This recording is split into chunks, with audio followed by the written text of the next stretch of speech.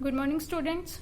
Today we will start our chapter number 1 of book Programming in C, BSc second year, fourth sem.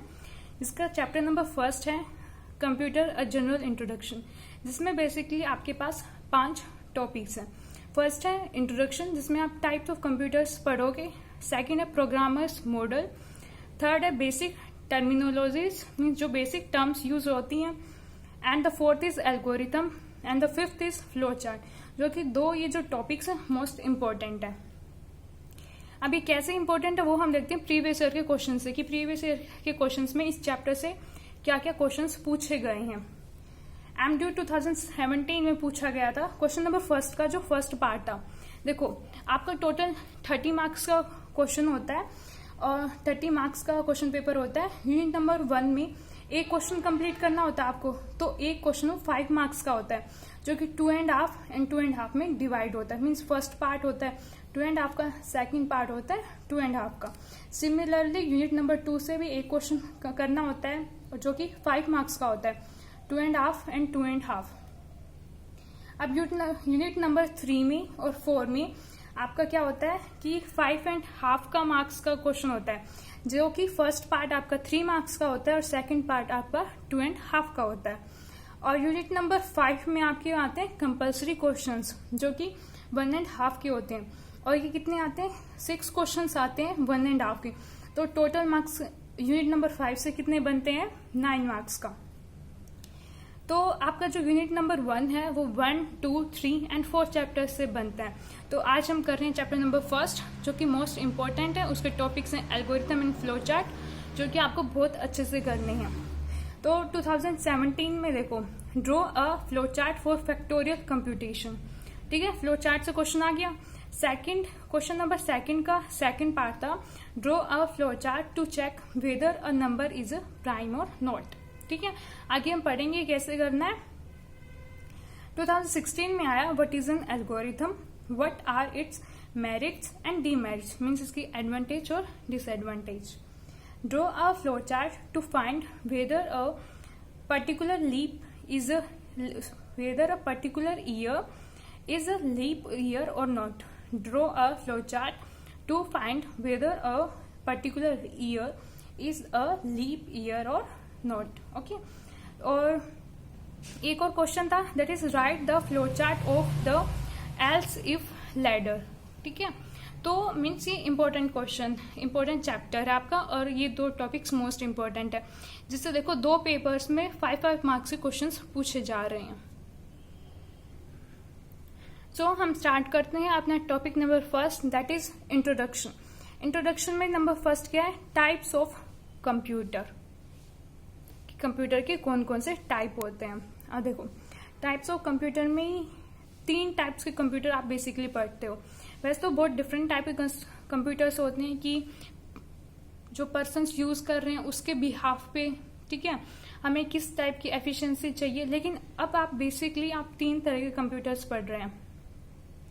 ये किस basic पे है कि वो कैसी टाइप की इनपुट लेता है. नंबर फर्स्ट है डिजिटल, सेकंड है analog and third is hybrid. Digital means वो जो डाटा ले रहा है या स्टोर कर रहा है वो किस फॉर्म में है? डिजिटल फॉर्म में.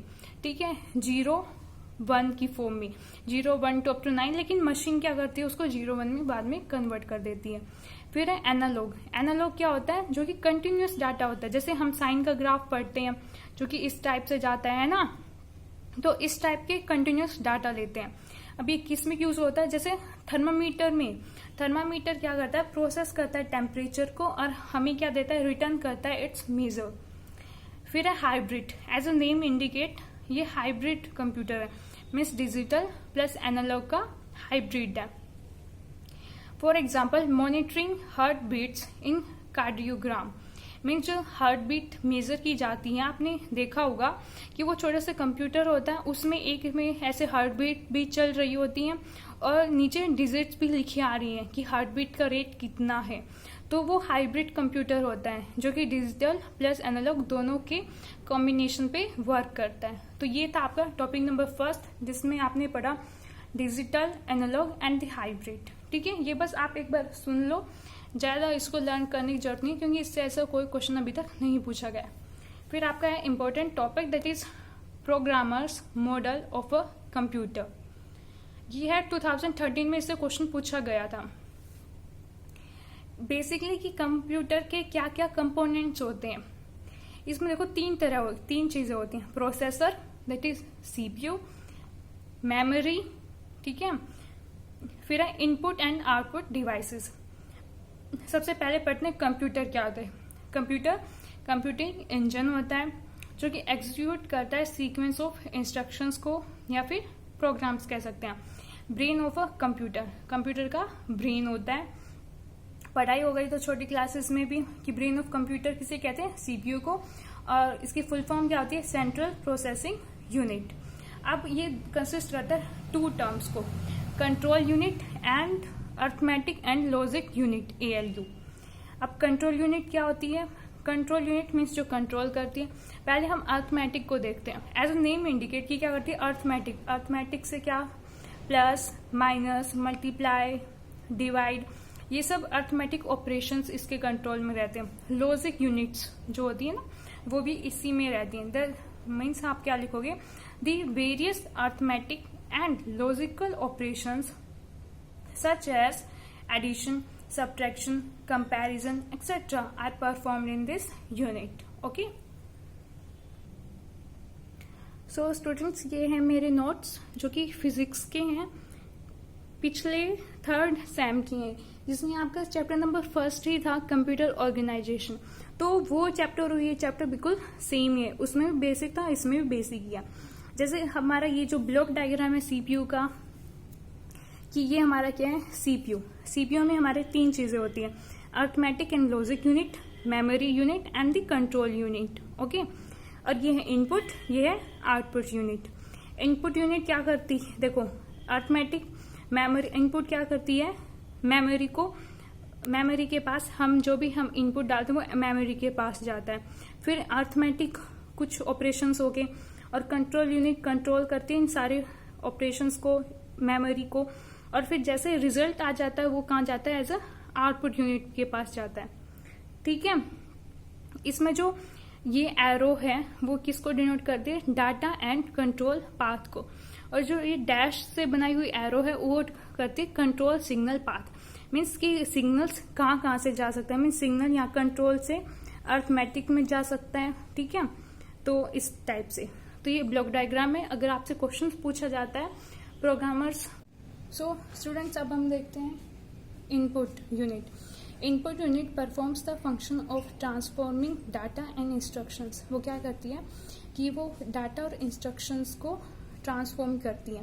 For example keyboard, mouse, light pen. Keyboard में हम जैसे ही किसी भी की को प्रेस करते हैं तो वो क्या करती है, वही की को ट्रांसफर कर देती है मेमोरी में। तो computer reads only binary code, so input unit converts the information given by the user to its in a suitable binary code. ठीक है, कंप्यूटर तो सिर्फ बाइनरी समझता है, तो वो उस बाइनरी में कन्वर्ट कर देती है। फिर हमारा सेकंड है output unit. Its function is to supply information and results of computation to user. अब जैसे हमने इनपुट ले लिया, वो प्रोसेस होके एज अ रिजल्ट कौन देता है हमें, आउटपुट। ठीक है, जैसे प्रिंटर है। ओके, प्रिंटर क्या करता है, जो भी हमारा आउटपुट है वो प्रिंट करके हमें दे देगा। मैग्नेटिक टेप्स हैं या फिर VDU है, ये सब क्या है, आउटपुट डिवाइसेस हैं।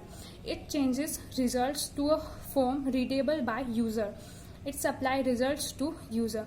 इनपुट क्या करता है, इनपुट क्या करता है, यूजर से इनपुट लेता है और फिर मशीन्स को दे देता है। ठीक है, अब मशीन क्या करती है, वो प्रोसेस करती है। प्रोसेस करने के बाद वो आउटपुट को दे देती है। फिर आउटपुट क्या करता है, उस 0-1 को यूजर की लैंग्वेज में कन्वर्ट करके आपको एज अ रिजल्ट दे देता है। अर्थमेटिक एंड लॉजिक यूनिट्स आपने पढ़ी ली है। It perform the all the arithmetic operations को परफॉर्म करती है ये, that is addition, subtraction, multiplication and division. ठीक है, सो अब हम देखते हैं मेमोरी यूनिट। मेमोरी यूनिट क्या होती है, the function of this unit is to store the data and instruct entered by the input unit before actual processing start. Means ये क्या करती है, स्टोर करती है डाटा को। ठीक है, और जो इंस्ट्रक्शंस इनपुट यूनिट देती है ना, उसको भी स्टोर करती है। ठीक है, जैसे हमने कंप्यूटर को कहा कि ए और बी प्लस करना है, तो हम ए की वैल्यू हमने 1 दे दी, बी की वैल्यू 2, 1 और 2 हम एंटर करेंगे तो ये 1 और 2 को भी क्या करेगा, स्टोर करेगा। फिर जो रिजल्ट आएगा 3 उसको भी ये स्टोर करेगा। तो मेमोरी यूनिट का क्या काम है कि स्टोर करना। It holds the intermediate result. अगर कोई इंटरमीडिएट रिजल्ट है, दैट इज अगर 1 2 3 इन 3 टर्म्स को हमें सम करना है, तो 1 और 2 का सम कितना होगा 3, तो ये क्या आ गया, इंटरमीडिएट रिजल्ट है। 3 और 3 क्या आ गया 6, ये हमारा आउटपुट है जो हमें पूरा, अब हमने सारा प्रोसेस हो गया। तो it store the final result, means ये 6 क्या था हमारा फाइनल रिजल्ट था, वो भी स्टोर करती है। तो it stores final result before passing to output unit. Output unit को पास करने से पहले ये सब कुछ स्टोर कर लेती है। ओके, सो फिर आता है हमारा types of memory. There are 2 types of memory, primary unit and secondary unit. Now types of memory. There are 2 types of memory, primary unit and a secondary unit. Primary unit क्या होती है, also known as a main memory या फिर internal memory, जो कि essential memory होती है and is very fast. Okay, fast memory होती है, और जो main memory जिसे कहते हैं हम primary unit को ही कहते हैं। All the data and programs to be executed should be put first into this memory. जो भी हमारा डाटा होता है और प्रोग्राम होता है वो किस मेमोरी में स्टोर किया जाता है, वो प्राइमरी यूनिट में स्टोर किया जाता है एग्जीक्यूट होने से पहले। फिर हमारी सेकेंडरी यूनिट में क्या होता है, it is also known as external memory. Primary memory को क्या कहते हैं हम, इंटरनल मेमोरी, और सेकेंडरी मेमोरी को क्या कहते हैं, एक्सटर्नल मेमोरी या फिर auxiliary memory. In this memory the cost per bit is low, means ये जो कॉस्ट पर बिट है वो क्या होती है, कम होती है, but its speed is much slower then that of a primary memory. ठीक है, प्राइमरी मेमोरी हमारी फास्ट होती है बट वो हमारे पास थोड़ी ही होती है, और सेकेंडरी मेमोरी हमारे पास ज़्यादा होती है क्योंकि उसकी कॉस्ट कम है लेकिन स्पीड कम होती है। For example the magnetic disk, optical disk etcetera.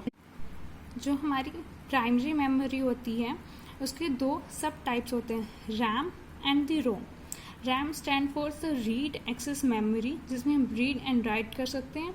It is lost when computer is switched off. जैसे कंप्यूटर स्विच ऑफ हो जाता है, हम बंद कर देते हैं, तो हमारा जो भी हमने लिखा है वो हमारा लॉस्ट हो जाएगा। इसलिए इसको क्या कहते हैं, वोलेटाइल मेमोरी। ठीक है, क्या कहते हैं हम, वोलेटाइल कहते हैं। अब रोम क्या होती है, read only memory. So control unit क्या होती है, it is known as the central nervous system. As a name indicate, ये क्या करती है, कंट्रोल करती है आउटपुट को, इनपुट को, मेमोरी को। ठीक है, तो इसके फंक्शंस होते हैं, number first is to retrieve the data from the main memory. Retrieve का मतलब होता है डाटा को वापस लेना, मीन्स किसी भी चीज़ को बैक लेना, उसको हम क्या कहते हैं, रिट्राइव। ठीक है, to retrieve the data from the main memory. तो मेन मेमोरी में स्टोर होता है, मेन मेमोरी अभी हमने पढ़ी थी क्या होती है, प्राइमरी मेमोरी को हम मेन मेमोरी कहते हैं। ठीक है, जिसमें हमारे पास जो मेमोरी है वो स्टोर होती है, तो जब रिक्वायर्ड होती है तो वो main memory means primary memory से डाटा को रिट्राइव कर लेती है। Second is to place the result after processing at a proper location in memory unit. जैसे ही हमारे पास आउटपुट आ जाता है, मीन्स रिजल्ट आ जाता है, तो उसको भी एक अच्छे से प्लेस में, मीन्स अच्छा तो क्या मीन्स वो प्लेस में किसी भी लोकेशंस पे उसको अच्छे से रख देती है। ठीक है, सेकेंड हमारा to place the result after processing at a proper location in the memory unit. जैसे ही हमारा रिजल्ट आ जाता है उसको एक प्रॉपर लोकेशन पे वो प्लेस कर देती है मेमोरी में। Third is to give required output through output unit, means output unit से हमें जो डिजायर्ड आउटपुट है वो देती है हमें।